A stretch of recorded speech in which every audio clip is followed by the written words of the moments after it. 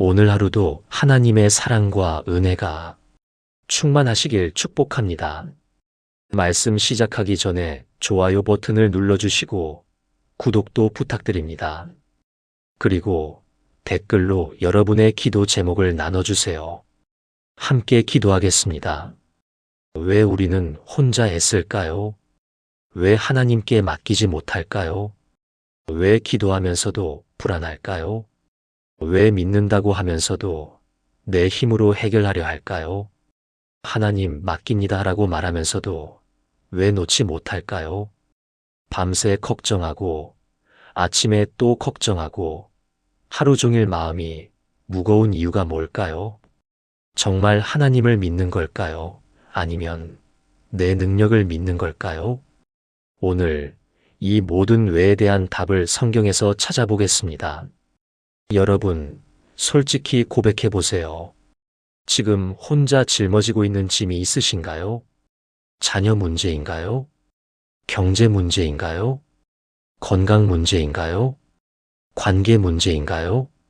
그 문제를 붙들고 밤낮으로 애쓰고 계시지 않나요? 기도는 하는데 마음은 불안하고 말씀은 읽는데 평안이 없고 예배는 드리는데 여전히 무겁고 그런 적 있으신가요? 저도 그랬습니다. 목사인 저도 혼자 애쓸 때가 많았습니다. 교회 문제를 혼자 고민하고 성도들 문제를 혼자 걱정하고 재정 문제를 혼자 끙끙 앓았습니다. 하나님 맡깁니다 라고 기도하면서도 실제로는 하나도 놓지 못했습니다. 그런데 어느 날 깨달았습니다. 내가 맡긴다고 말하면서도 진짜로 맡기지 않았다는 걸요. 입으로는 주님, 당신께 드립니다 라고 하면서도 손으로는 꽉 붙잡고 있었습니다. 그게 바로 우리의 모습이 아닐까요? 오늘 이 시간 진짜 맡김이 무엇인지 함께 나누려 합니다. 혼자 애쓰는 것을 멈추고 하나님께 온전히 맡길 때, 그때 비로소 진짜 믿음이 시작된다는 놀라운 진리를 함께 발견하게 될 것입니다. 준비되셨나요? 그럼 시작하겠습니다. 여러분, 지금 무엇을 걱정하고 계신가요? 그 걱정이 몇 달째 이어지고 있나요? 아니면 몇 년째인가요? 걱정하면서 문제가 해결된 적이 있으신가요? 없으시죠? 그런데도 우리는 계속 걱정합니다. 마치 걱정이 문제를 해결해 줄 것처럼 말입니다. 성경은 이렇게 말씀하십니다. 아무것도 염려하지 말고 다만 모든 일에 기도와 간구로 너희 구할 것을 감사함으로 하나님께 아뢰라. 그리하면 모든 지각에 뛰어난 하나님의 평강이 그리스도 예수 안에서 너희 마음과 생각을 지키시리라. 빌립보서 4장 6절에서 7절입니다.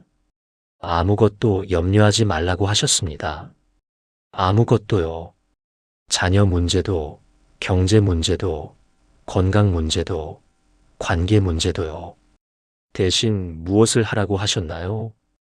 기도와 간구로 하나님께 아뢰라고 하셨습니다. 그냥 기도가 아니라 감사함으로 기도하라고 하셨습니다. 이상하지 않나요?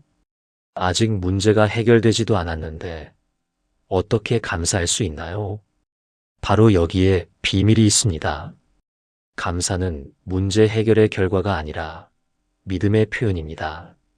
하나님께서 반드시 해결해 주실 것을 믿기 때문에 미리 감사하는 겁니다. 그때 어떤 일이 일어날까요?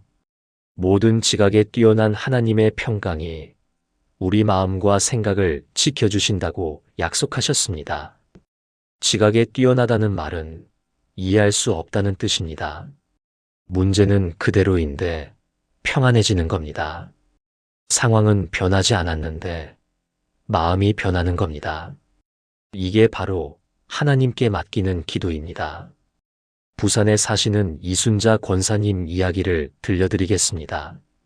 65세 남편은 5년 전에 암으로 세상을 떠나셨고 혼자 두 아들을 키우셨습니다.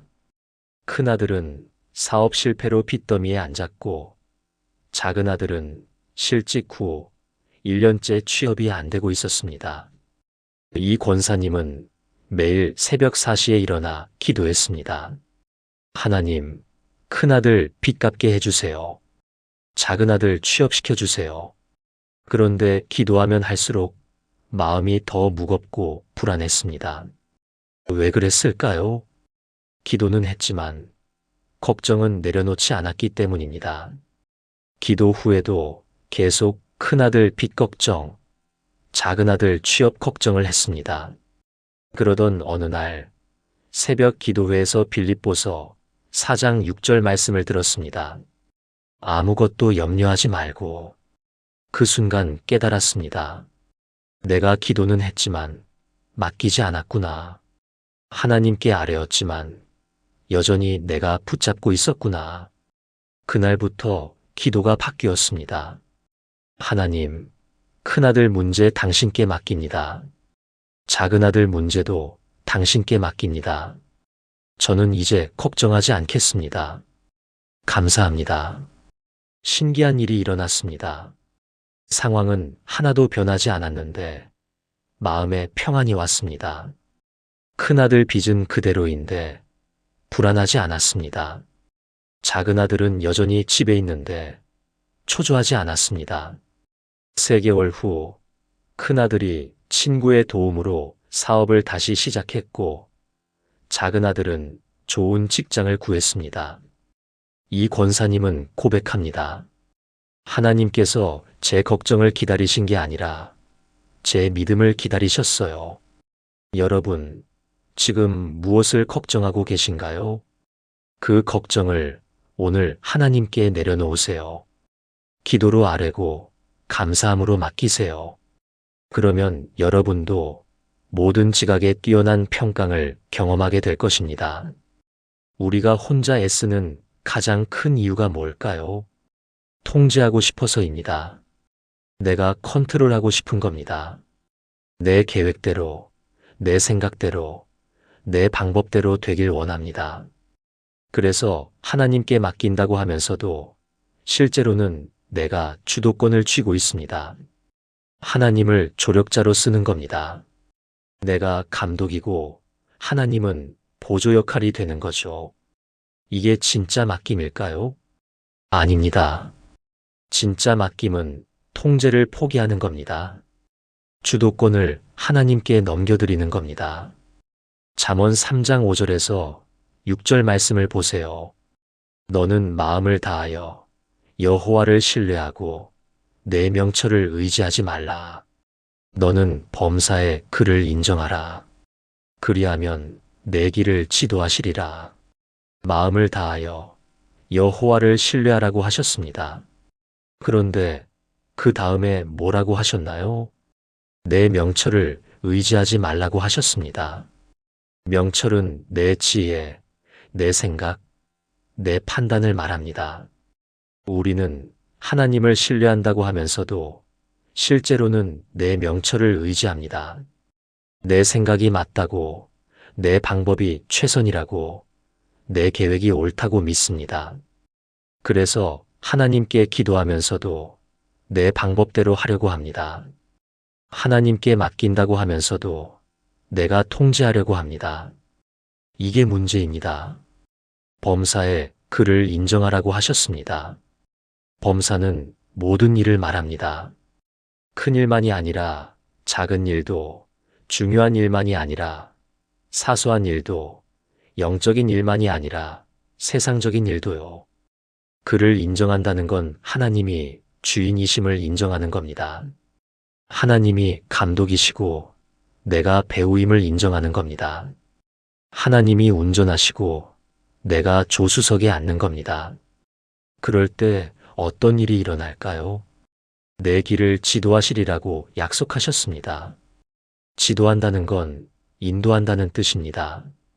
하나님께서 친히 우리 길을 인도해 주신다는 겁니다. 우리가 통제를 포기할 때 하나님이 통제하십니다. 우리가 주도권을 내려놓을 때 하나님이 주도하십니다. 대구에 사시는 박철수 장로님 이야기입니다. 58세, 30년간 다니던 회사에서 구조조정으로 명예퇴직을 당했습니다.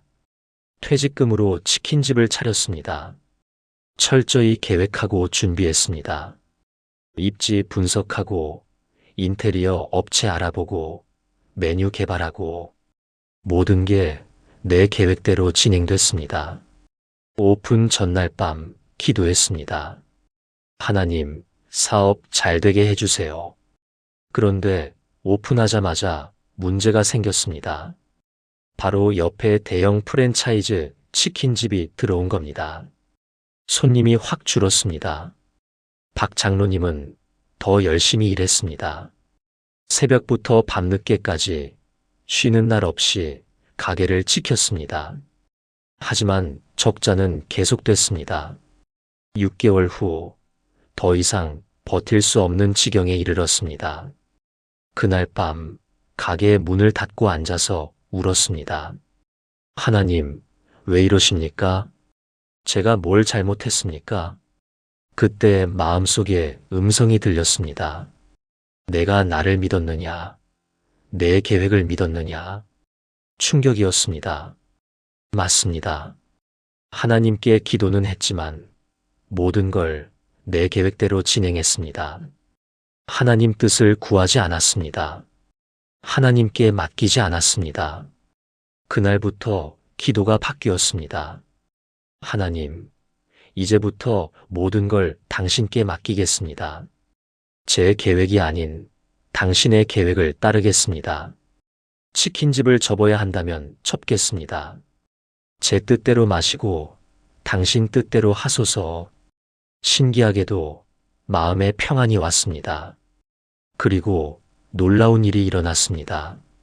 어느 날 한 분이 가게를 찾아왔습니다. 교회 선배였습니다. 박 장로님, 요양원 급식 사업 해볼 생각 없으세요? 제가 소개해 드릴게요. 그렇게 해서 요양원 급식 사업을 시작했습니다. 지금은 여러 요양원에 식사를 공급하며 안정적인 수입을 얻고 있습니다. 박 장로님은 고백합니다. 제 계획은 치킨집이었지만 하나님 계획은 급식 사업이었어요. 제가 통제를 포기하고 하나님께 맡겼을 때 하나님이 더 좋은 길로 인도하셨습니다. 여러분, 지금 무엇을 통제하려 하고 계신가요? 그 통제를 오늘 내려놓으세요. 내 명철을 의지하지 말고 하나님을 신뢰하세요. 범사에 그를 인정하세요. 그러면 하나님께서 여러분의 길을 지도하실 것입니다. 우리가 혼자 애쓰는 또 다른 이유가 있습니다. 기다리지 못해서입니다. 하나님의 때를 기다리지 못하고 내 때에 해결하려고 합니다. 지금 당장 답이 나와야 하고 지금 즉시 문제가 풀려야 한다고 생각합니다. 그래서 조급해지고 불안해집니다. 그러다가 결국 내 방법으로 급하게 처리해버립니다. 이게 바로 혼자 애쓰는 겁니다. 하지만 하나님께 맡긴다는 건 하나님의 때를 기다리는 겁니다. 내 시간표가 아닌 하나님의 시간표를 신뢰하는 겁니다. 시편 27편 14절을 보세요. 너는 여호와를 기다릴지어다. 강하고 담대하며 여호와를 기다릴지어다. 기다릴지어다라는 말이 2번 나옵니다. 그만큼 중요하다는 뜻입니다. 그런데 어떻게 기다리라고 하셨나요? 강하고 담대하게 기다리라고 하셨습니다. 기다림은 약함이 아니라 강함입니다. 기다림은 소극적인 게 아니라 적극적인 믿음입니다. 세상은 기다리는 자를 약하다고 비웃지만 하나님은 기다리는 자를 강하다고 칭찬하십니다. 세상은 빨리 행동하는 자를 능력 있다고 하지만 하나님은 인내하며 기다리는 자를 담대하다고 하십니다. 이사야 40장 31절 말씀도 보세요. 오직 여호와를 앙망하는 자는 새 힘을 얻으리니 독수리가 날개치며 올라감 같을 것이요 다른 박질하여도 곤비하지 아니하겠고 걸어가도 피곤하지 아니하리로다. 앙망한다는 건 바라보며 기다린다는 뜻입니다. 여호와를 바라보며 기다리는 자에게 어떤 일이 일어날까요? 새 힘을 얻습니다. 독수리처럼 날아오릅니다. 다른 박질에도 지치지 않습니다. 걸어가도 피곤하지 않습니다. 이게 기다림의 능력입니다. 기다리는 동안 하나님이 우리에게 새 힘을 주십니다.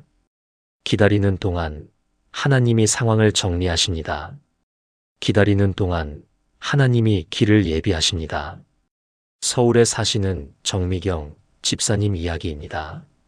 54세 대학생 딸이 둘 있습니다. 큰 딸은 의대를 다니고 있고 작은 딸은 입시 재수생입니다. 남편은 중소기업 과장으로 월급이 넉넉하지 않습니다. 큰 딸 의대 등록금, 작은 딸 재수학원비, 생활비까지 하면 매달 적자였습니다. 정 집사님은 파트타임 일을 시작했습니다. 마트 캐셔, 학교 급식 보조, 틈틈이 청소일까지 했습니다. 새벽 5시에 일어나 밤 10시에 들어왔습니다. 몸은 힘들지만 참았습니다. 딸들 뒷바라지를 해야 한다는 생각뿐이었습니다. 그렇게 1년이 지났습니다. 몸이 견디지 못했습니다. 어느 날 일하다가 쓰러졌습니다. 병원에 실려갔습니다. 과로로 인한 면역력 저하, 극심한 빈혈이었습니다. 의사가 말했습니다. 당분간 모든 일을 쉬셔야 합니다. 정 집사님은 절망했습니다. 내가 일을 쉬면 우리 집은 어떻게 되나? 딸들 학비는 어떻게 하나? 그날 밤 병실에서 기도했습니다. 하나님, 저 어떻게 해야 하나요? 제가 일해야 하는데 몸이 안 되네요. 도와주세요. 그때 마음에 들려온 음성이 있었습니다. 내가 애쓰는 동안 나는 일할 수 없었다. 이제 내가 쉬어라. 내가 일하마. 눈물이 쏟아졌습니다. 맞습니다. 그동안 하나님께 맡긴다고 하면서도 실제로는 내가 혼자 다 해결하려 했습니다. 하나님이 일하실 기회를 주지 않았습니다. 그날부터 정 집사님은 모든 일을 내려놓았습니다. 병원 침대에 누워서 기도만 했습니다. 하나님, 이제 당신께 맡깁니다. 당신의 때를 기다리겠습니다. 3주 후 놀라운 일이 일어났습니다. 큰딸이 장학금을 받게 됐습니다. 성적 우수 장학생으로 선발돼 등록금 전액과 생활비 일부를 지원받게 됐습니다. 작은 딸도 재수학원에서 특별 장학생으로 선발돼 학원비가 면제됐습니다. 남편 회사에서 승진 제안이 왔습니다. 과장에서 부장으로 급여가 30% 인상됐습니다. 정 집사님은 퇴원 후 천천히 회복하며 집에서 쉴 수 있었습니다. 지금은 건강을 되찾았고 가정 형편도 안정됐습니다. 정 집사님은 고백합니다. 제가 쓰러져서 기다릴 수밖에 없었을 때 하나님이 일하셨어요. 제가 멈췄을 때 하나님이 움직이셨어요. 여러분, 지금 조급한 마음에 혼자 애쓰고 계신가요? 오늘 그 조급함을 내려놓으세요. 하나님의 때를 기다리세요.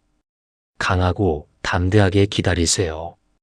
기다리는 동안 하나님이 일하십니다. 혼자 애쓰는 사람들에게는 공통점이 있습니다. 내가 할 수 있다고 생각하는 겁니다. 내 능력으로 해결할 수 있다고 믿는 겁니다. 그래서 끝까지 혼자 버티려 합니다. 도움을 요청하지 않습니다. 하나님께도 사람에게도요. 왜 그럴까요? 무능력해 보이고 싶지 않아서입니다. 약해 보이고 싶지 않아서입니다. 자존심 때문입니다. 교만 때문입니다. 하지만 진짜 맡김은 무능력함을 인정하는 데서 시작됩니다. 내가 할 수 없다고 고백하는 데서 시작됩니다. 고린도후서 12장 9절에서 10절 말씀을 보세요. 그가 내게 이르시되 내 은혜가 내게 족하도다. 이는 내 능력이 약한 데서 온전하여짐이라. 그러므로 도리어 크게 기뻐함으로 나의 여러 약한 것들에 대하여 자랑하리니 이는 그리스도의 능력이 내게 머물게 하려 함이라. 그러므로 내가 그리스도를 위하여 약한 것들과 능욕과 궁핍과 박해와 곤고를 기뻐하노니 이는 내가 약한 그때의 강함이라.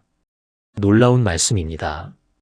하나님의 능력이 약한 데서 온전하여진다고 하셨습니다. 내가 강할 때가 아니라 약할 때입니다. 내가 할 수 있을 때가 아니라 할 수 없을 때입니다. 그래서 바울은 자신의 약함을 자랑한다고 했습니다. 세상은 강함을 자랑하지만 바울은 약함을 자랑합니다. 세상은 능력을 뽐내지만 바울은 무능력을 고백합니다. 왜 그럴까요? 약할 때 그리스도의 능력이 머물기 때문입니다. 내가 비워질 때 하나님이 채워주시기 때문입니다. 내가 내려올 때 하나님이 올라가시기 때문입니다. 진짜 맡김은 내 능력을 내세우는 게 아니라 내 무능력을 인정하는 겁니다. 내가 할 수 있다고 우기는 게 아니라 내가 할 수 없다고 고백하는 겁니다. 광주에 사시는 김태호 집사님 이야기입니다. 61세, 평생 건강하게 살아온 분입니다. 담배도 술도 안 하고 운동도 꾸준히 하고 건강검진도 빠짐없이 받았습니다. 그런데 작년에 췌장암 진단을 받았습니다. 3기였습니다. 의사는 수술과 항암 치료를 권했습니다. 하지만 생존율은 30%였습니다. 김 집사님은 충격을 받았습니다. 왜 하필 나한테? 나는 건강관리를 철저히 했는데. 하지만 곧 마음을 다잡았습니다. 괜찮아. 내가 이겨낼 수 있어. 나는 강한 사람이야. 긍정적으로 생각하려 했습니다. 의사 말씀 잘 따르고 규칙적으로 생활하고 면역력 높이는 음식 먹고 모든 걸 철저히 관리했습니다. 교회에서도 기도 요청을 했습니다. 하지만 제가 이겨내겠습니다 라는 말을 자주 했습니다. 수술은 잘 됐습니다.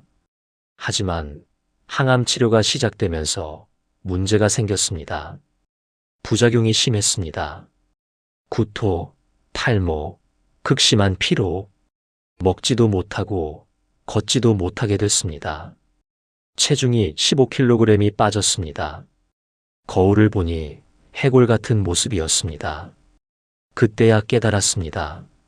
아, 내가 할 수 있는 게 하나도 없구나. 내 의지로, 내 노력으로 할 수 있는 게 없구나. 병실에서 울면서 기도했습니다. 하나님, 저 이제 할 수 없습니다. 제 힘으로는 못 이깁니다. 도와주세요. 당신이 하셔야 합니다. 그날부터 기도가 바뀌었습니다. 내가 이겨내겠습니다가 아니라 하나님이 치료해 주세요로 바뀌었습니다. 내가 할 수 있습니다가 아니라 저는 할 수 없습니다로 바뀌었습니다. 신기하게도 마음에 평안이 왔습니다. 그리고 놀라운 일이 일어났습니다. 다음 항암 치료부터 부작용이 줄어들었습니다. 식욕이 돌아왔습니다. 조금씩 걸을 수 있게 됐습니다. 6개월 후 검사 결과 암세포가 거의 사라졌습니다. 의사도 놀라워했습니다. 이 정도로 빠르게 좋아지는 경우는 드물다고 했습니다. 지금은 완전히 회복해서 교회 봉사도 하고 있습니다. 김 집사님은 고백합니다. 제가 할 수 있다고 우길 때는 아무 일도 일어나지 않았어요. 제가 할 수 없다고 인정하고 하나님께 맡겼을 때 하나님이 일하셨어요. 여러분, 지금 혼자 힘으로 버티려 하고 계신가요? 내가 할 수 있다고 스스로를 몰아세우고 계신가요?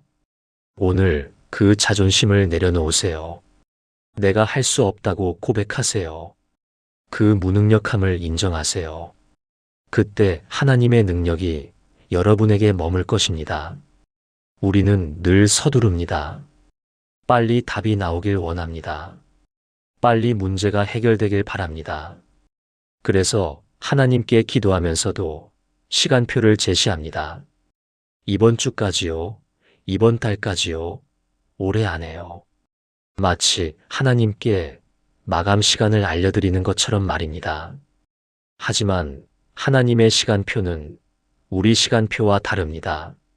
하나님은 우리가 생각하는 것보다 늦게 응답하실 때가 많습니다. 왜 그러실까요? 하나님은 단순히 문제만 해결하시는 게 아니라 우리를 성숙시키시기 때문입니다.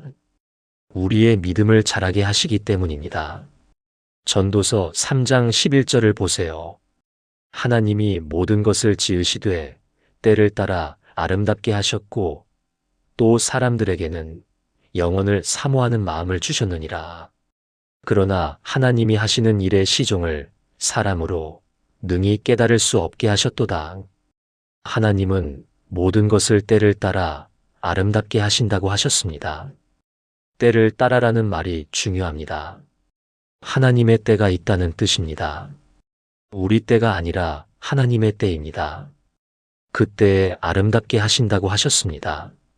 너무 빠르지도 너무 늦지도 않게 딱 그때에 가장 아름답게 하신다는 겁니다.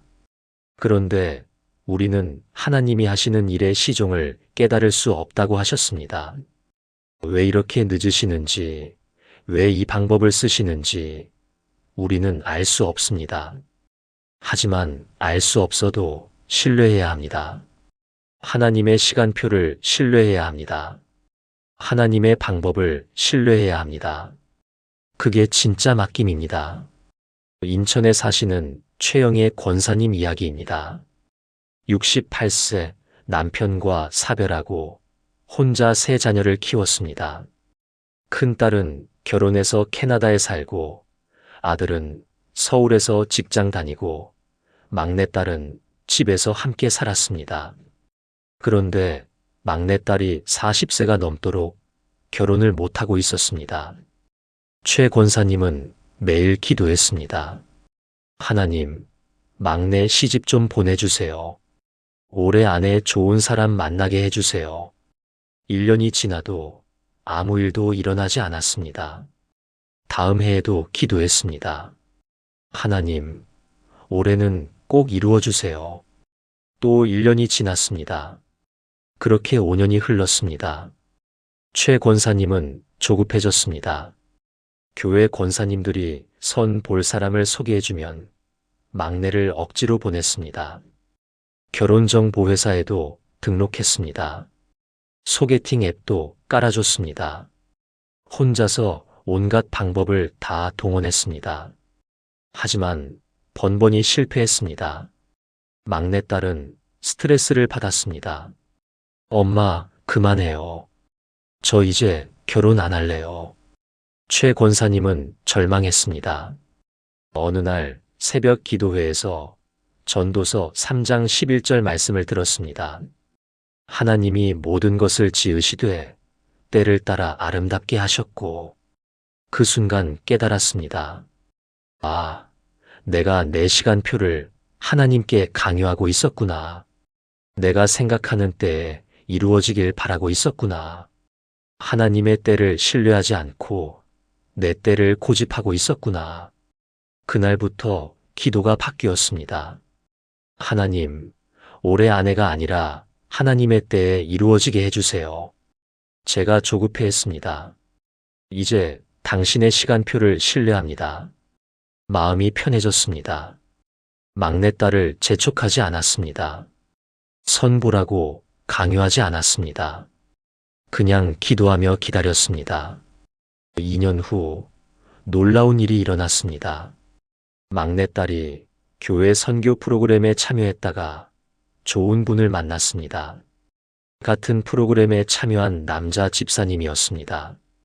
두 분은 자연스럽게 가까워졌고 6개월 후 결혼했습니다. 더 놀라운 건 그 집사님이 막내딸을 완벽하게 이해하고 존중하는 분이었다는 겁니다. 성격도 잘 맞고 신앙도 깊고 가정도 화목했습니다. 최 권사님이 5년 동안 애써서 소개한 사람들과는 차원이 달랐습니다. 최 권사님은 고백합니다. 제가 서두르지 않고 하나님의 때를 기다렸더라면 5년을 힘들게 보내지 않았을 거예요. 하나님은 정말 때를 따라 아름답게 하시는 분이세요. 여러분, 지금 조급한 마음에 서두르고 계신가요? 내 시간표대로 되지 않아 불안하신가요? 오늘 그 조급함을 내려놓으세요. 하나님의 시간표를 신뢰하세요. 하나님은 때를 따라 아름답게 하십니다. 우리는 맡김과 순종을 별개로 생각할 때가 많습니다. 맡기기는 하는데 순종하지 않습니다. 하나님께 기도로 아뢰기는 하는데 하나님 말씀대로 살지는 않습니다. 이게 진짜 맡김일까요? 아닙니다. 진짜 맡김은 순종을 동반합니다. 하나님께 맡긴다는 건 하나님의 인도를 따른다는 뜻입니다. 하나님의 말씀에 순종한다는 뜻입니다. 요한복음 2장 5절을 보세요. 나사로의 여동생 마리아가 혼인 잔치에서 포도주가 떨어졌을 때 예수님께 말씀드렸습니다. 그리고 하인들에게 이렇게 말했습니다. 너희에게 무슨 말씀을 하시든지 그대로 하라. 무슨 말씀을 하시든지 그대로 하라는 말씀입니다. 이게 맡김입니다. 내 생각대로가 아니라 주님 말씀대로입니다. 내 방법대로가 아니라 주님 인도대로입니다. 내가 이해되든 안 되든, 내가 좋든 싫든, 무슨 말씀을 하시든지 그대로 하는 겁니다. 그게 순종이고 그게 맡김입니다. 우리는 하나님께 문제를 맡기면서 해결 방법은 내가 정하려 합니다. 이렇게 해주세요. 저렇게 해주세요. 주문합니다. 하지만 진짜 맡김은 방법까지 맡기는 겁니다. 하나님이 인도하시는 대로, 하나님이 말씀하시는 대로 따르는 겁니다. 울산에 사시는 이정수 장로님 이야기입니다. 56세, 20년간 다니던 직장에서 갑자기 해고 통보를 받았습니다.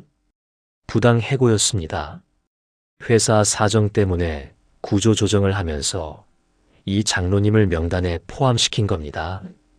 이 장로님은 억울했습니다. 누구보다 성실하게 일했는데, 누구보다 회사에 충성했는데, 변호사를 찾아갔습니다. 소송하면 이길 수 있다고 했습니다.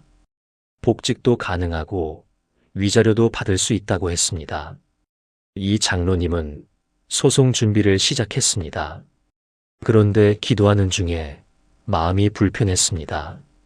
하나님, 이게 맞는 건가요? 성경을 읽다가 마태복음 5장 40절 말씀이 눈에 들어왔습니다.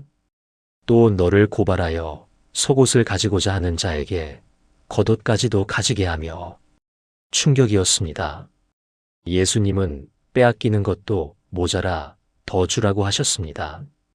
싸우지 말고 내어주라고 하셨습니다. 이 장로님은 고민했습니다.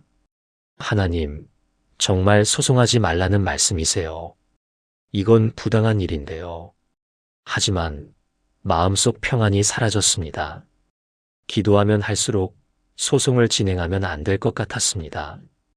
결국 결정했습니다. 소송을 포기하기로. 변호사에게 전화했습니다. 소송 취소하겠습니다. 변호사가 놀라며 말했습니다. 장로님, 이기실 수 있는데 왜 포기하세요? 이 장로님은 대답했습니다. 하나님께 맡기기로 했습니다. 주변 사람들도 이해하지 못했습니다. 교회 장로님들도 소송하는 게 맞다고 조언했습니다. 하지만 이 장로님은 순종하기로 했습니다.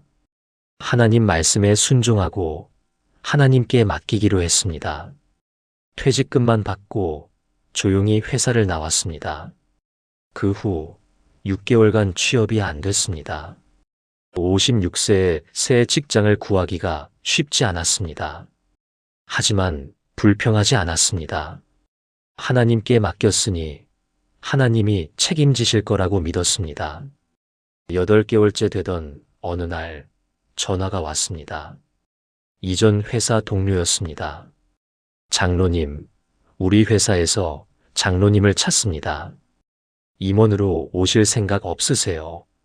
알고 보니 그 동료가 이직한 회사에서 간부급 인력을 찾고 있었고 이 장로님을 추천한 겁니다. 연봉은 이전 회사보다 40% 높았습니다. 직급도 더 높았습니다. 이 장로님은 그 회사에 입사했고 지금은 부사장으로 일하고 있습니다. 이 장로님은 고백합니다. 제가 소송했더라면 복직됐을지 모르지만 이런 축복은 없었을 거예요. 하나님 말씀에 순종하고 맡겼을 때 하나님이 상상할 수 없는 방법으로 인도하셨어요. 여러분, 지금 하나님께 맡긴다고 하면서 내 방법을 고집하고 계신가요? 하나님 말씀은 불편하니까 내 방식대로 하려 하고 계신가요? 오늘 그 고집을 내려놓으세요. 하나님 말씀에 순종하세요. 무슨 말씀을 하시든지 그대로 하세요. 그게 진짜 맡김입니다. 마지막으로 가장 중요한 맡김의 비밀을 나누려 합니다. 그건 바로 감사입니다. 우리는 보통 문제가 해결된 후에 감사합니다. 기도 응답을 받은 후에 감사합니다. 상황이 좋아진 후에 감사합니다. 하지만 진짜 맡김은 먼저 감사하는 겁니다. 아직 문제가 해결되지 않았어도 감사합니다. 아직 응답이 오지 않았어도 감사합니다. 상황이 여전히 어려워도 감사합니다. 왜냐하면 하나님께서 반드시 해결해 주실 거라고 믿기 때문입니다. 데살로니가전서 5장 18절을 보세요. 범사에 감사하라. 이것이 그리스도 예수 안에서 너희를 향하신 하나님의 뜻이니라. 범사에 감사하라고 하셨습니다. 좋은 일에만 감사하는 게 아니라 모든 일에 감사하라는 겁니다. 이해되는 일에만 감사하는 게 아니라 이해 안 되는 일에도 감사하라는 겁니다. 이게 하나님의 뜻이라고 하셨습니다. 감사는 믿음의 표현입니다. 아직 보이지 않아도 하나님이 일하고 계신다고 믿는 겁니다. 아직 느껴지지 않아도 하나님이 함께 하신다고 믿는 겁니다. 그 믿음이 감사로 나타나는 겁니다. 그리고 감사할 때 놀라운 일이 일어납니다. 감사는 우리 마음을 바꿉니다. 감사는 우리 관점을 바꿉니다. 감사는 우리 상황을 바꿉니다. 청주에 사시는 한영자 집사님 이야기입니다. 72세 남편은 10년 전에 뇌졸중으로 쓰러져 반신불수가 됐습니다. 혼자서는 아무것도 할 수 없습니다. 화장실 가는 것도, 밥 먹는 것도, 옷 입는 것도 한 집사님이 도와줘야 합니다. 10년간 매일 그렇게 돌봤습니다. 새벽에 일어나 남편 씻기고, 밥 먹이고, 약 챙기고, 낮에는 재활 운동 시키고, 저녁에는 다시 씻기고, 밤에는 이 시간마다 깨워서 화장실 다녀오게 하고, 잠도 제대로 못 잤습니다. 몸은 갈수록 힘들어졌습니다. 허리도 아프고, 무릎도 아프고, 팔도 저렸습니다. 어느 날 거울을 보니 늙은 할머니가 서 있었습니다. 72세인데 80세처럼 보였습니다. 그날 밤 울면서 기도했습니다. 하나님, 언제까지입니까? 이 고통이 언제 끝나나요? 저도 이제 지쳤습니다. 그때 마음에 들려온 음성이 있었습니다. 감사하라. 한 집사님은 반발했습니다. 뭘 감사합니까? 이 상황에서 뭘 감사하란 말입니까? 하지만 그 음성은 계속됐습니다. 범사에 감사하라. 한 집사님은 억지로 감사 제목을 찾아봤습니다. 남편이 살아있는 것, 감사합니다. 내가 건강해서 돌볼 수 있는 것, 감사합니다. 집이 있는 것, 감사합니다. 자녀들이 효도하는 것, 감사합니다. 처음엔 억지였습니다. 하지만 매일 감사 기도를 하다 보니 마음이 바뀌었습니다. 남편이 짐이 아니라 하나님이 맡기신 사명으로 보였습니다. 돌보는 일이 고통이 아니라 사랑의 표현으로 느껴졌습니다. 피곤함이 원망이 아니라 헌신의 기쁨으로 바뀌었습니다. 신기하게도 몸도 가벼워졌습니다. 똑같이 힘든 일을 하는데 덜 피곤했습니다. 똑같이 잠을 못 자는데 덜 졸렸습니다. 감사가 힘을 준 겁니다. 그러던 어느 날 남편이 한 집사님 손을 잡으며 말했습니다. 여보, 고마워. 당신이 없었으면 나 진작 죽었을 거야. 눈물이 쏟아졌습니다. 10년 만에 처음 듣는 고마운 말이었습니다. 한 집사님은 깨달았습니다. 하나님이 제게 감사하라고 하신 이유를요. 감사할 때 제 마음이 바뀌고 제 마음이 바뀌니 제 삶이 바뀌었어요. 지금도 한 집사님은 매일 감사 기도를 합니다. 남편을 돌보는 일이 여전히 힘들지만 불평하지 않습니다. 감사함으로 하나님께 맡기며 살고 있습니다. 여러분, 지금 어려운 상황 가운데 계신가요? 감사할 게 하나도 없어 보이나요? 오늘부터 감사를 시작하세요. 작은 것부터 감사하세요. 억지로라도 감사 제목을 찾으세요. 그러면 여러분의 마음이 바뀔 것입니다. 여러분의 관점이 바뀔 것입니다. 그리고 감사할 때 진짜 맡김이 시작됩니다. 마무리. 사랑하는 여러분, 오늘 우리는 혼자 애쓰지 말고 하나님께 맡기는 7가지 비밀을 나누었습니다. 첫째, 걱정을 내려놓는 기도를 배웠습니다. 둘째, 통제를 포기하는 믿음을 배웠습니다. 셋째, 기다림 속에 평안을 배웠습니다. 넷째, 무능력함을 인정하는 용기를 배웠습니다. 다섯째, 하나님의 시간표를 신뢰하는 법을 배웠습니다. 여섯째, 순종을 통한 맡김을 배웠습니다. 일곱째, 감사로 맡기는 삶을 배웠습니다. 이 7가지가 바로 진짜 맡김입니다. 입으로만 맡기는 게 아니라 실제로 맡기는 겁니다. 말로만 하나님을 신뢰하는 게 아니라 행동으로 신뢰하는 겁니다. 여러분, 이제 혼자 애쓰는 걸 멈추세요. 그 무거운 짐을 오늘 하나님께 맡기세요. 하나님은 우리보다 훨씬 더 잘하실 수 있는 분이십니다. 하나님은 우리보다 훨씬 더 좋은 방법을 아시는 분이십니다. 하나님은 우리보다 훨씬 더 우리를 사랑하시는 분이십니다. 그분께 맡기세요. 온전히 맡기세요. 그때 진짜 믿음이 시작됩니다. 그때 진짜 평안이 시작됩니다. 그때 진짜 기적이 시작됩니다. 왜 우리는 혼자 애쓸까요? 왜 하나님께 맡기지 못할까요? 왜 기도하면서도 불안할까요? 왜 믿는다고 하면서도 내 힘으로 해결하려 할까요? 하나님 맡깁니다 라고 말하면서도 왜 놓지 못할까요? 밤새 걱정하고 아침에 또 걱정하고 하루 종일 마음이 무거운 이유가 뭘까요? 정말 하나님을 믿는 걸까요? 아니면 내 능력을 믿는 걸까요? 오늘 이 모든 왜에 대한 답을 성경에서 찾아보겠습니다. 여러분, 솔직히 고백해 보세요. 지금 혼자 짊어지고 있는 짐이 있으신가요? 자녀 문제인가요? 경제 문제인가요? 건강 문제인가요? 관계 문제인가요? 그 문제를 붙들고 밤낮으로 애쓰고 계시지 않나요? 기도는 하는데 마음은 불안하고 말씀은 읽는데 평안이 없고 예배는 드리는데 여전히 무겁고 그런 적 있으신가요? 저도 그랬습니다. 목사인 저도 혼자 애쓸 때가 많았습니다.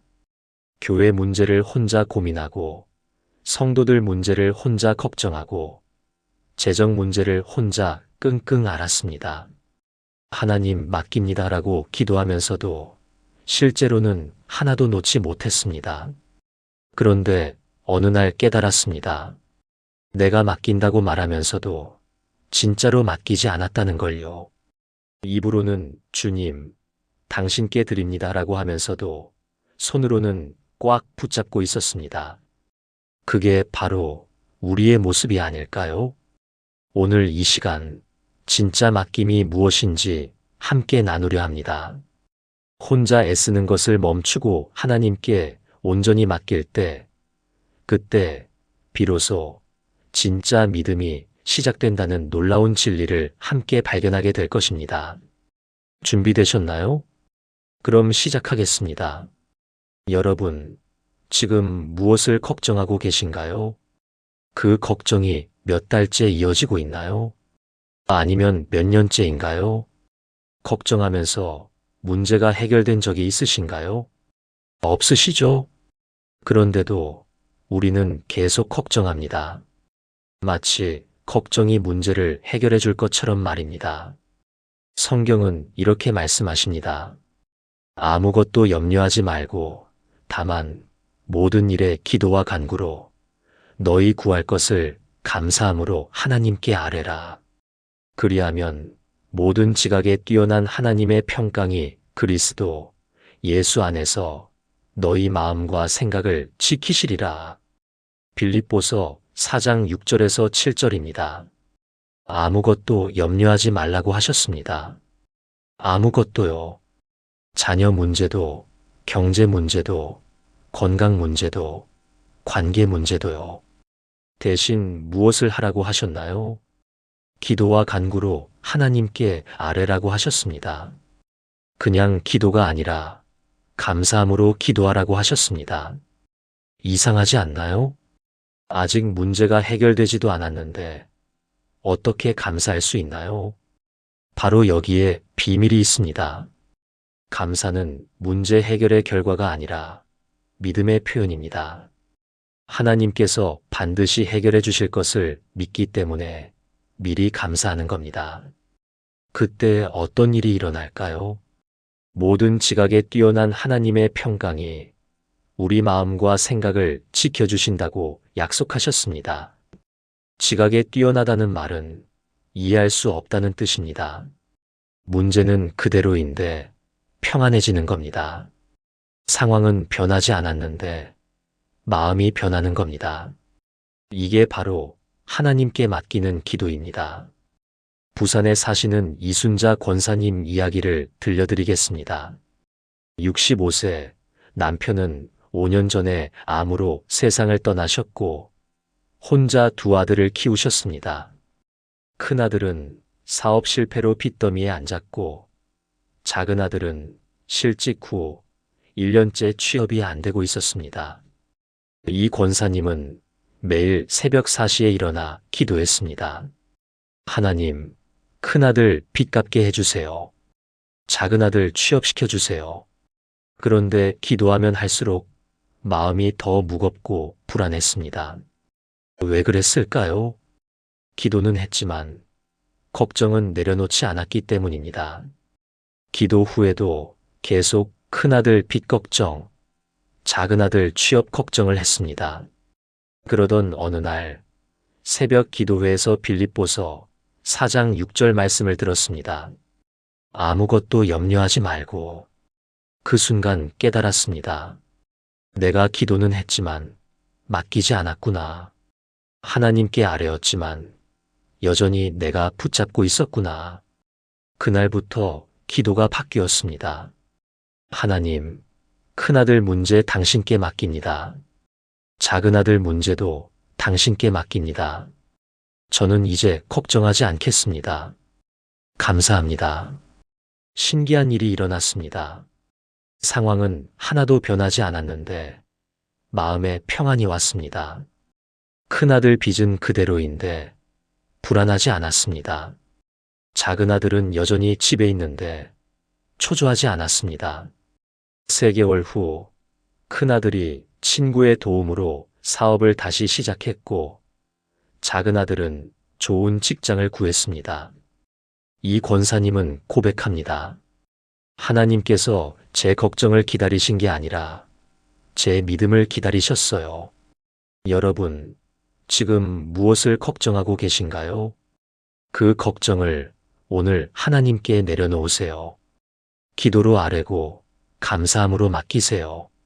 그러면 여러분도 모든 지각에 뛰어난 평강을 경험하게 될 것입니다. 우리가 혼자 애쓰는 가장 큰 이유가 뭘까요? 통제하고 싶어서입니다. 내가 컨트롤하고 싶은 겁니다. 내 계획대로, 내 생각대로, 내 방법대로 되길 원합니다. 그래서 하나님께 맡긴다고 하면서도 실제로는 내가 주도권을 쥐고 있습니다. 하나님을 조력자로 쓰는 겁니다. 내가 감독이고 하나님은 보조 역할이 되는 거죠. 이게 진짜 맡김일까요? 아닙니다. 진짜 맡김은 통제를 포기하는 겁니다. 주도권을 하나님께 넘겨드리는 겁니다.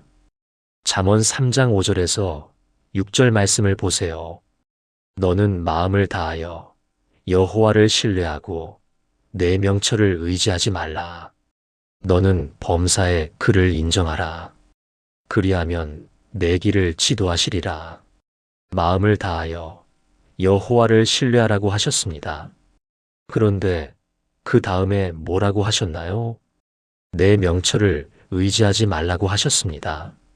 명철은 내 지혜, 내 생각, 내 판단을 말합니다. 우리는 하나님을 신뢰한다고 하면서도 실제로는 내 명철을 의지합니다. 내 생각이 맞다고, 내 방법이 최선이라고, 내 계획이 옳다고 믿습니다. 그래서 하나님께 기도하면서도 내 방법대로 하려고 합니다. 하나님께 맡긴다고 하면서도 내가 통제하려고 합니다. 이게 문제입니다. 범사에 그를 인정하라고 하셨습니다. 범사는 모든 일을 말합니다.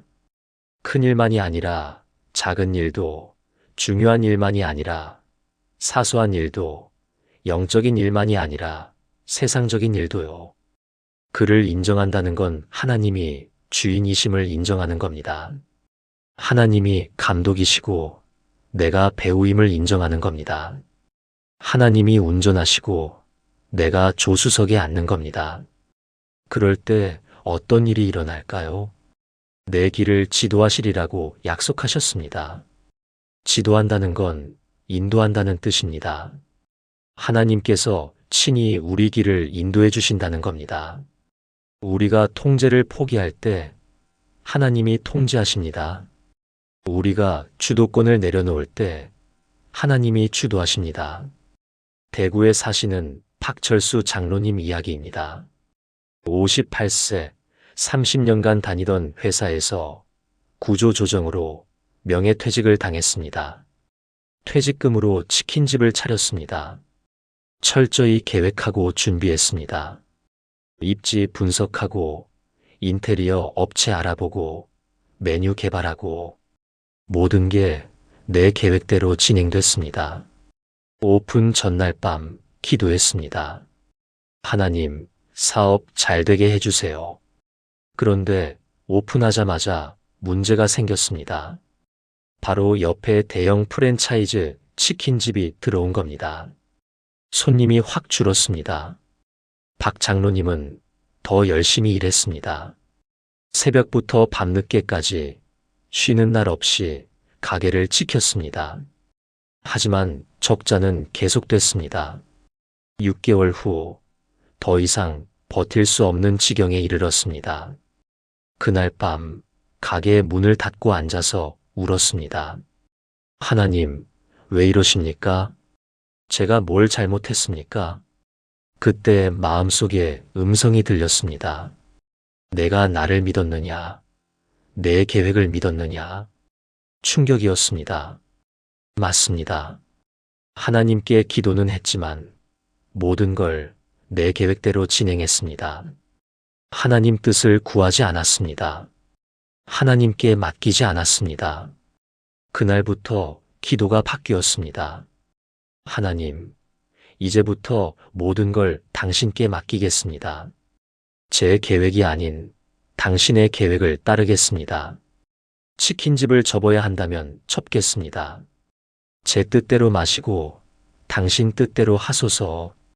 신기하게도 마음에 평안이 왔습니다. 그리고 놀라운 일이 일어났습니다. 어느 날 한 분이 가게를 찾아왔습니다. 교회 선배였습니다. 박 장로님, 요양원 급식 사업 해볼 생각 없으세요? 제가 소개해 드릴게요. 그렇게 해서 요양원 급식 사업을 시작했습니다. 지금은 여러 요양원에 식사를 공급하며 안정적인 수입을 얻고 있습니다. 박 장로님은 고백합니다. 제 계획은 치킨집이었지만 하나님 계획은 급식 사업이었어요. 제가 통제를 포기하고 하나님께 맡겼을 때 하나님이 더 좋은 길로 인도하셨습니다. 여러분, 지금 무엇을 통제하려 하고 계신가요? 그 통제를 오늘 내려놓으세요. 내 명철을 의지하지 말고 하나님을 신뢰하세요. 범사의 그를 인정하세요. 그러면 하나님께서 여러분의 길을 지도하실 것입니다. 우리가 혼자 애쓰는 또 다른 이유가 있습니다. 기다리지 못해서입니다. 하나님의 때를 기다리지 못하고 내 때에 해결하려고 합니다. 지금 당장 답이 나와야 하고 지금 즉시 문제가 풀려야 한다고 생각합니다. 그래서 조급해지고 불안해집니다. 그러다가 결국 내 방법으로 급하게 처리해버립니다. 이게 바로 혼자 애쓰는 겁니다. 하지만 하나님께 맡긴다는 건 하나님의 때를 기다리는 겁니다. 내 시간표가 아닌 하나님의 시간표를 신뢰하는 겁니다. 시편 27편 14절을 보세요. 너는 여호와를 기다릴지어다. 강하고 담대하며 여호와를 기다릴지어다. 기다릴지어다라는 말이 2번 나옵니다. 그만큼 중요하다는 뜻입니다. 그런데 어떻게 기다리라고 하셨나요? 강하고 담대하게 기다리라고 하셨습니다. 기다림은 약함이 아니라 강함입니다. 기다림은 소극적인 게 아니라 적극적인 믿음입니다. 세상은 기다리는 자를 약하다고 비웃지만 하나님은 기다리는 자를 강하다고 칭찬하십니다. 세상은 빨리 행동하는 자를 능력 있다고 하지만 하나님은 인내하며 기다리는 자를 담대하다고 하십니다. 이사야 40장 31절 말씀도 보세요. 오직 여호와를 앙망하는 자는 새 힘을 얻으리니 독수리가 날개치며 올라감 같을 것이요 다른 박질하여도 곤비하지 아니하겠고 걸어가도 피곤하지 아니하리로다. 앙망한다는 건 바라보며 기다린다는 뜻입니다. 여호와를 바라보며 기다리는 자에게 어떤 일이 일어날까요? 새 힘을 얻습니다. 독수리처럼 날아오릅니다. 다른 박질에도 지치지 않습니다. 걸어가도 피곤하지 않습니다. 이게 기다림의 능력입니다. 기다리는 동안 하나님이 우리에게 새 힘을 주십니다. 기다리는 동안 하나님이 상황을 정리하십니다. 기다리는 동안 하나님이 길을 예비하십니다. 서울에 사시는 정미경 집사님 이야기입니다. 54세 대학생 딸이 둘 있습니다. 큰 딸은 의대를 다니고 있고 작은 딸은 입시 재수생입니다. 남편은 중소기업 과장으로 월급이 넉넉하지 않습니다. 큰 딸 의대 등록금, 작은 딸 재수학원비, 생활비까지 하면 매달 적자였습니다. 정 집사님은 파트타임 일을 시작했습니다. 마트 캐셔, 학교 급식 보조, 틈틈이 청소일까지 했습니다. 새벽 5시에 일어나 밤 10시에 들어왔습니다. 몸은 힘들지만 참았습니다. 딸들 뒷바라지를 해야 한다는 생각뿐이었습니다. 그렇게 1년이 지났습니다. 몸이 견디지 못했습니다. 어느 날 일하다가 쓰러졌습니다. 병원에 실려갔습니다. 과로로 인한 면역력 저하, 극심한 빈혈이었습니다. 의사가 말했습니다. 당분간 모든 일을 쉬셔야 합니다. 정 집사님은 절망했습니다. 내가 일을 쉬면 우리 집은 어떻게 되나? 딸들 학비는 어떻게 하나? 그날 밤 병실에서 기도했습니다. 하나님, 저 어떻게 해야 하나요? 제가 일해야 하는데 몸이 안 되네요. 도와주세요. 그때 마음에 들려온 음성이 있었습니다. 내가 애쓰는 동안 나는 일할 수 없었다. 이제 내가 쉬어라. 내가 일하마. 눈물이 쏟아졌습니다.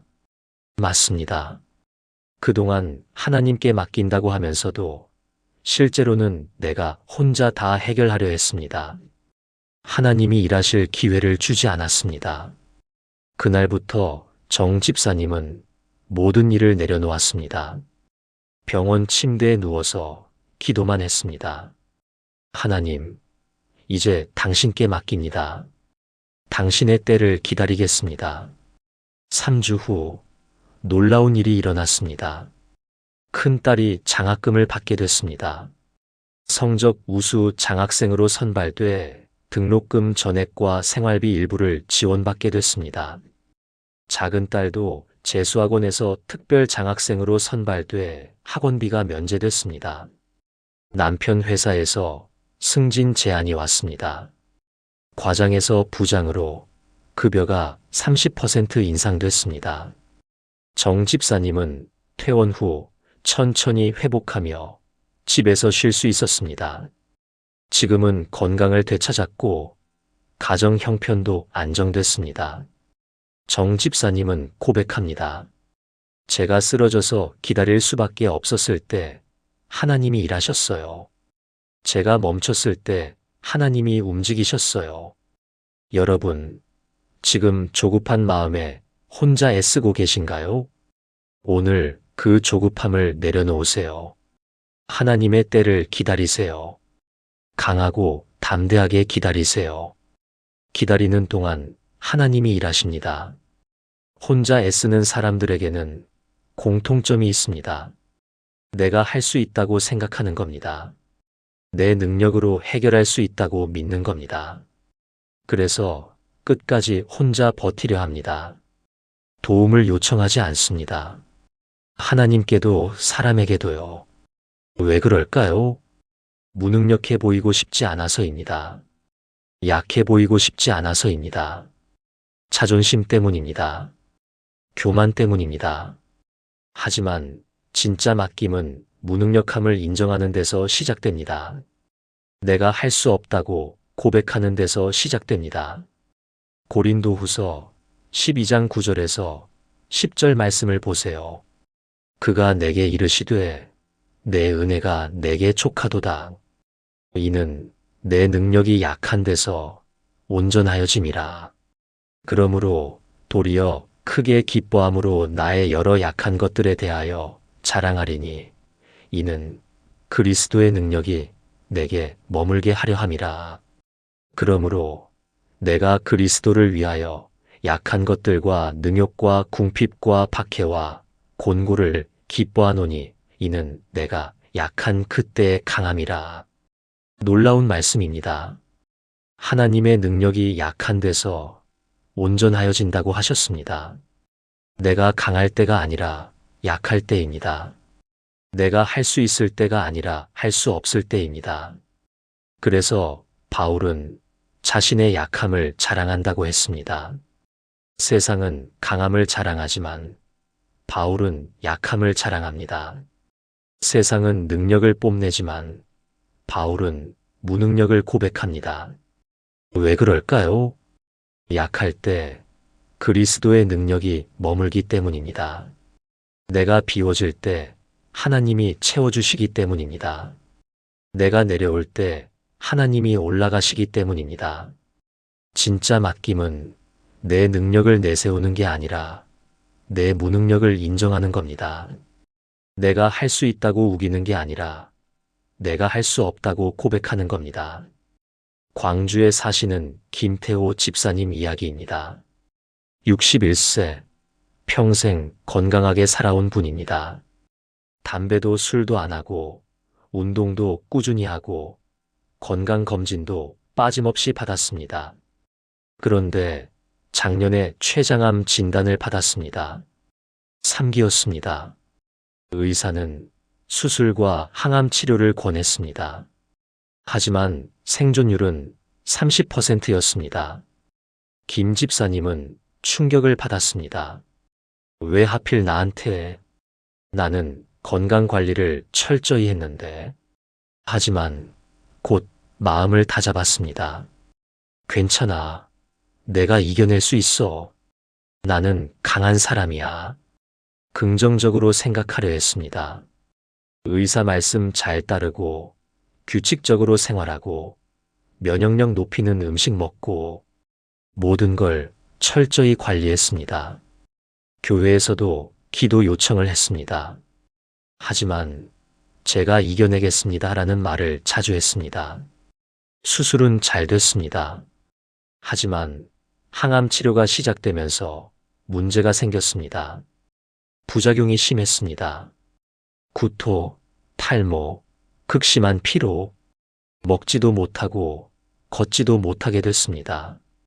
체중이 15kg이 빠졌습니다. 거울을 보니 해골 같은 모습이었습니다. 그때야 깨달았습니다.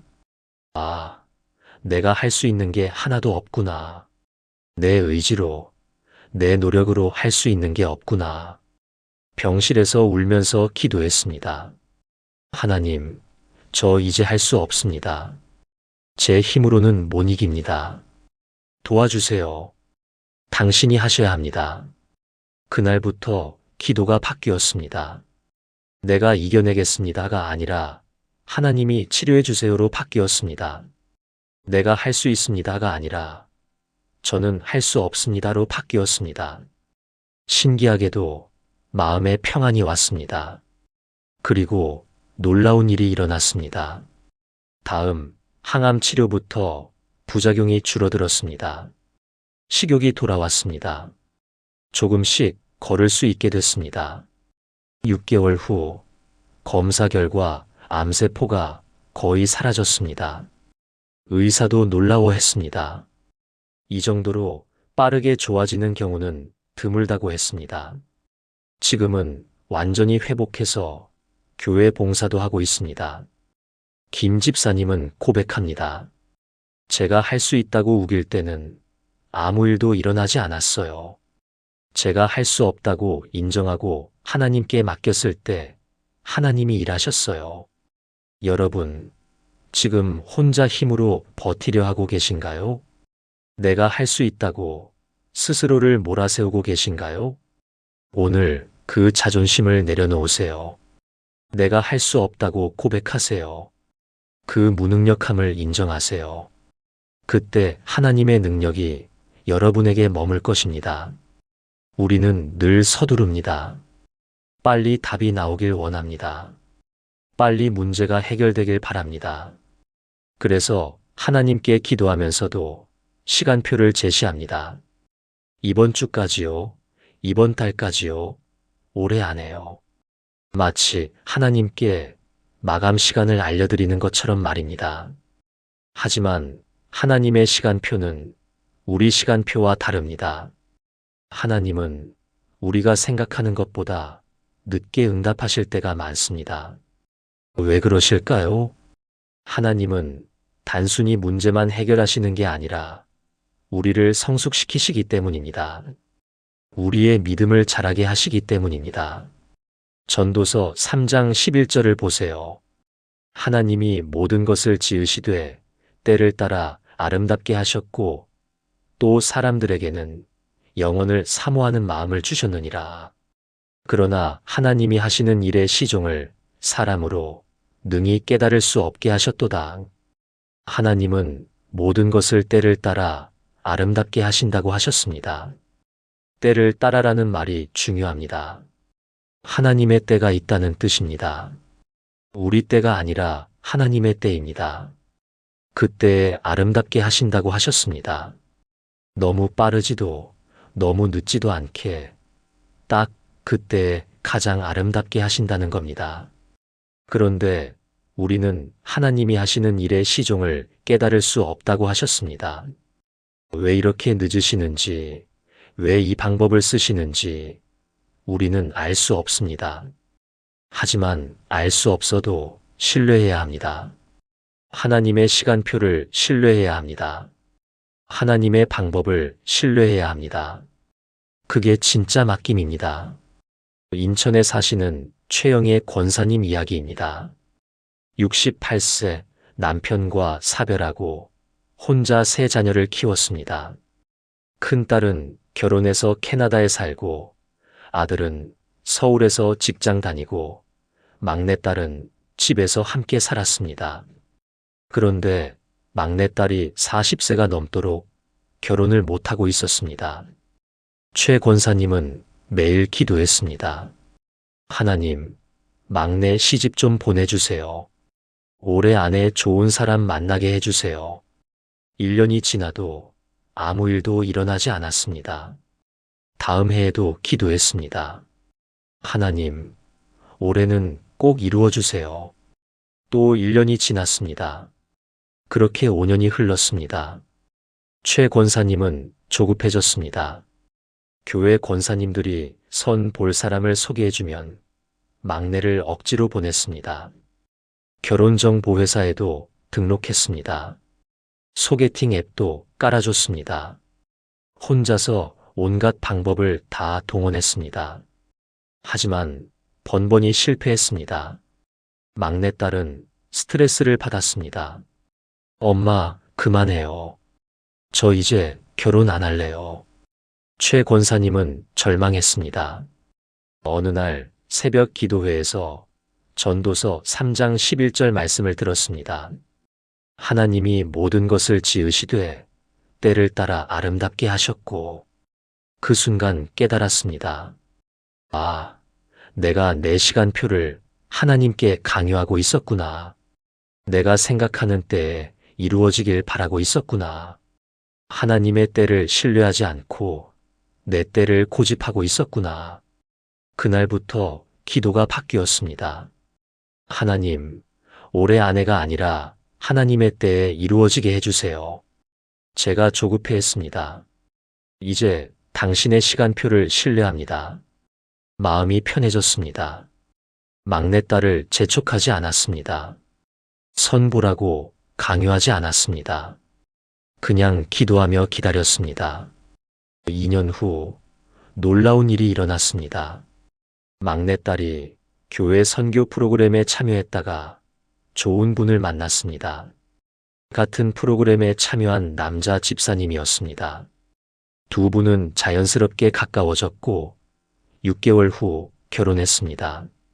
더 놀라운 건 그 집사님이 막내딸을 완벽하게 이해하고 존중하는 분이었다는 겁니다. 성격도 잘 맞고 신앙도 깊고 가정도 화목했습니다. 최 권사님이 5년 동안 애써서 소개한 사람들과는 차원이 달랐습니다. 최 권사님은 고백합니다. 제가 서두르지 않고 하나님의 때를 기다렸더라면 5년을 힘들게 보내지 않았을 거예요. 하나님은 정말 때를 따라 아름답게 하시는 분이세요. 여러분, 지금 조급한 마음에 서두르고 계신가요? 내 시간표대로 되지 않아 불안하신가요?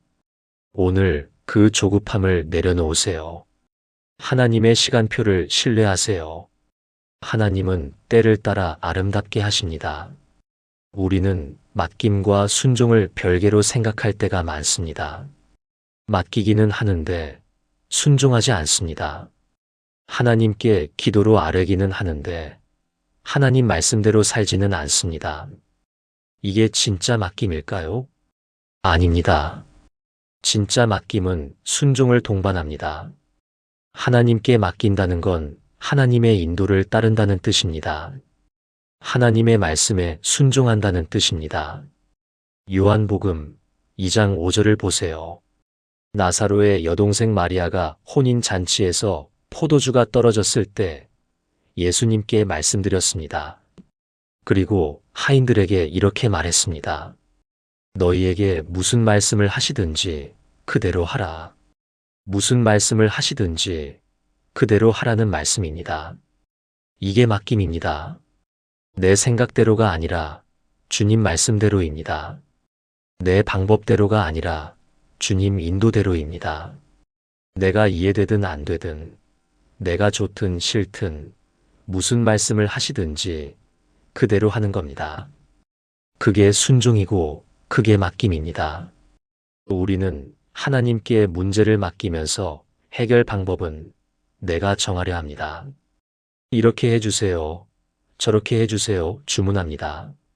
하지만 진짜 맡김은 방법까지 맡기는 겁니다. 하나님이 인도하시는 대로, 하나님이 말씀하시는 대로 따르는 겁니다. 울산에 사시는 이정수 장로님 이야기입니다. 56세, 20년간 다니던 직장에서 갑자기 해고 통보를 받았습니다. 부당 해고였습니다. 회사 사정 때문에 구조조정을 하면서 이 장로님을 명단에 포함시킨 겁니다. 이 장로님은 억울했습니다. 누구보다 성실하게 일했는데, 누구보다 회사에 충성했는데, 변호사를 찾아갔습니다. 소송하면 이길 수 있다고 했습니다. 복직도 가능하고 위자료도 받을 수 있다고 했습니다. 이 장로님은 소송 준비를 시작했습니다. 그런데 기도하는 중에 마음이 불편했습니다. 하나님, 이게 맞는 건가요? 성경을 읽다가 마태복음 5장 40절 말씀이 눈에 들어왔습니다. 또 너를 고발하여 속옷을 가지고자 하는 자에게 겉옷까지도 가지게 하며. 충격이었습니다. 예수님은 빼앗기는 것도 모자라 더 주라고 하셨습니다. 싸우지 말고 내어주라고 하셨습니다. 이 장로님은 고민했습니다. 하나님, 정말 소송하지 말라는 말씀이세요. 이건 부당한 일인데요. 하지만 마음속 평안이 사라졌습니다. 기도하면 할수록 소송을 진행하면 안 될 것 같았습니다. 결국 결정했습니다. 소송을 포기하기로. 변호사에게 전화했습니다. 소송 취소하겠습니다. 변호사가 놀라며 말했습니다. 장로님, 이기실 수 있는데 왜 포기하세요? 이 장로님은 대답했습니다. 하나님께 맡기기로 했습니다. 주변 사람들도 이해하지 못했습니다. 교회 장로님들도 소송하는 게 맞다고 조언했습니다. 하지만 이 장로님은 순종하기로 했습니다. 하나님 말씀에 순종하고 하나님께 맡기기로 했습니다. 퇴직금만 받고 조용히 회사를 나왔습니다. 그 후 6개월간 취업이 안 됐습니다. 56세에 새 직장을 구하기가 쉽지 않았습니다. 하지만 불평하지 않았습니다. 하나님께 맡겼으니 하나님이 책임지실 거라고 믿었습니다. 8개월째 되던 어느 날 전화가 왔습니다. 이전 회사 동료였습니다. 장로님, 우리 회사에서 장로님을 찾습니다. 임원으로 오실 생각 없으세요? 알고 보니 그 동료가 이직한 회사에서 간부급 인력을 찾고 있었고 이 장로님을 추천한 겁니다. 연봉은 이전 회사보다 40% 높았습니다. 직급도 더 높았습니다. 이 장로님은 그 회사에 입사했고 지금은 부사장으로 일하고 있습니다. 이 장로님은 고백합니다. 제가 소송했더라면 복직됐을지 모르지만 이런 축복은 없었을 거예요. 하나님 말씀에 순종하고 맡겼을 때 하나님이 상상할 수 없는 방법으로 인도하셨어요. 여러분, 지금 하나님께 맡긴다고 하면서 내 방법을 고집하고 계신가요? 하나님 말씀은 불편하니까 내 방식대로 하려 하고 계신가요? 오늘 그 고집을 내려놓으세요. 하나님 말씀에 순종하세요. 무슨 말씀을 하시든지 그대로 하세요. 그게 진짜 맡김입니다. 마지막으로 가장 중요한 맡김의 비밀을 나누려 합니다. 그건 바로 감사입니다. 우리는 보통 문제가 해결된 후에 감사합니다. 기도 응답을 받은 후에 감사합니다. 상황이 좋아진 후에 감사합니다. 하지만 진짜 맡김은 먼저 감사하는 겁니다. 아직 문제가 해결되지 않았어도 감사합니다. 아직 응답이 오지 않았어도 감사합니다. 상황이 여전히 어려워도 감사합니다. 왜냐하면 하나님께서 반드시 해결해 주실 거라고 믿기 때문입니다. 데살로니가전서 5장 18절을 보세요. 범사에 감사하라. 이것이 그리스도 예수 안에서 너희를 향하신 하나님의 뜻이니라. 범사에 감사하라고 하셨습니다. 좋은 일에만 감사하는 게 아니라 모든 일에 감사하라는 겁니다. 이해되는 일에만 감사하는 게 아니라 이해 안 되는 일에도 감사하라는 겁니다. 이게 하나님의 뜻이라고 하셨습니다. 감사는 믿음의 표현입니다. 아직 보이지 않아도 하나님이 일하고 계신다고 믿는 겁니다. 아직 느껴지지 않아도 하나님이 함께 하신다고 믿는 겁니다. 그 믿음이 감사로 나타나는 겁니다. 그리고 감사할 때 놀라운 일이 일어납니다. 감사는 우리 마음을 바꿉니다. 감사는 우리 관점을 바꿉니다. 감사는 우리 상황을 바꿉니다. 청주에 사시는 한영자 집사님 이야기입니다. 72세 남편은 10년 전에 뇌졸중으로 쓰러져 반신불수가 됐습니다. 혼자서는 아무것도 할 수 없습니다. 화장실 가는 것도, 밥 먹는 것도, 옷 입는 것도 한 집사님이 도와줘야 합니다. 10년간 매일 그렇게 돌봤습니다.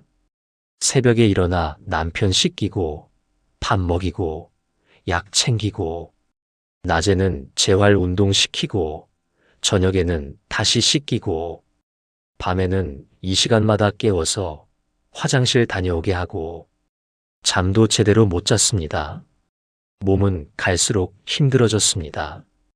허리도 아프고, 무릎도 아프고, 팔도 저렸습니다. 어느 날 거울을 보니 늙은 할머니가 서 있었습니다.